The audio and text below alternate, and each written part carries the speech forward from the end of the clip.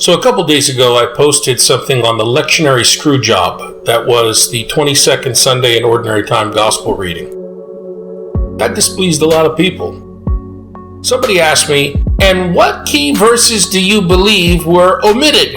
And what do you think they may add to the meaning? I had to tell them, look, I don't believe these verses were omitted. I know they were. Take a look for yourself. Here is the gospel reading for last Sunday, the 22nd Sunday in Ordinary Time. Open up your Bible and see. Look at the verses. You got Mark chapter 7, verses 1 through 8.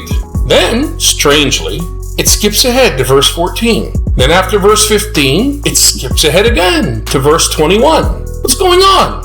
One thing's for sure. Obviously, editing happened. So we should ask, what happened to verses 9 through 13? What happened to verses after 15, but before verses 21, 22, and 23?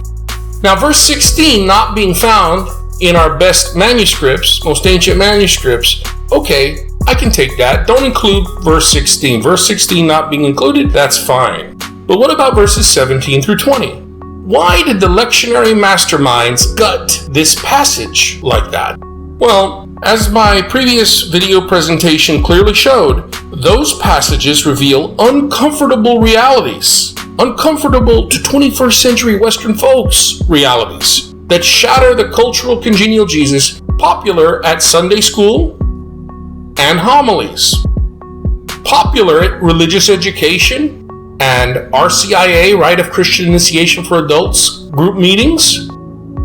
This lectionary screw job betrays Mark and Jesus by editing out Jesus' secrecy and deception to keep outsiders in the dark. In other words, it strips Jesus of a key element from Mediterranean culture.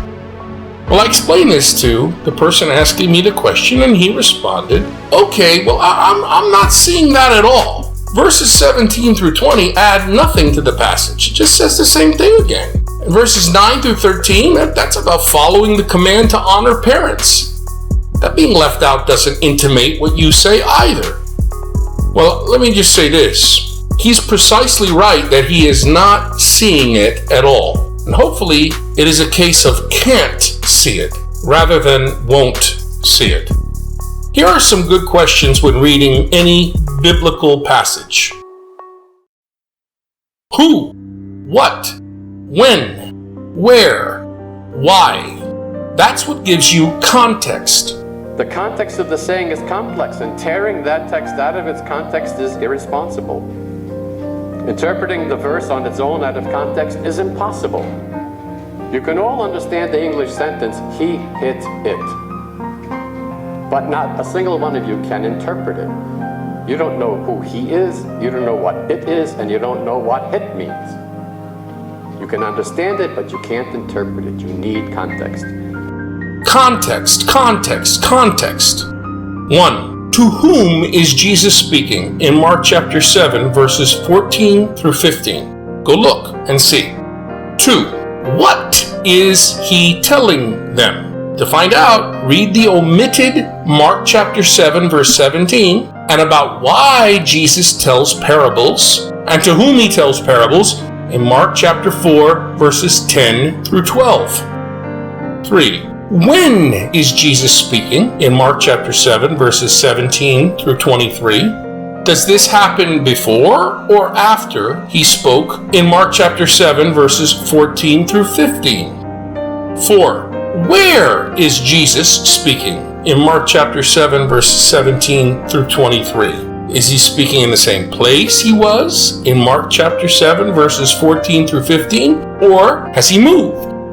5. To whom is Jesus speaking in Mark chapter 7, verses 17 through 23? Is he speaking to the same people he was in Mark chapter 7, verses 14 through 15?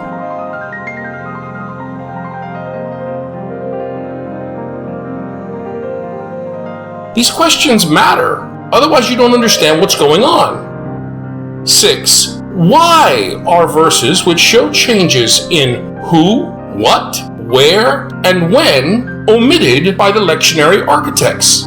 By this editing, what becomes of the context of the passage? If you read the selection we get from the lectionary, you would think that Jesus is teaching, not giving a parable. The reason for that is because verse 17 is omitted. By the way, why did Jesus tell parables again? Mark chapter 4 verses 10 through 12 gives the uncomfortable answer, uncomfortable for Western people.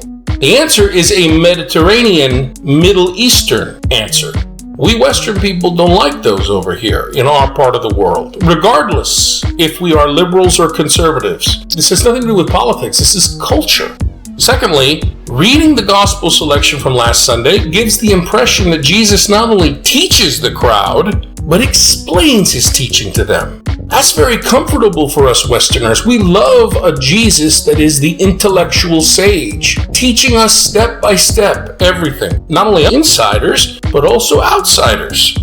But that isn't the case. Upon close inspection of the whole passage uncut, and in light of the uncomfortable reason for telling parables to outsiders given in Mark chapter 4 verses 10 to 12, it becomes apparent that this is a story featuring Mediterranean secrecy and deception, not teaching. And that's uncomfortable.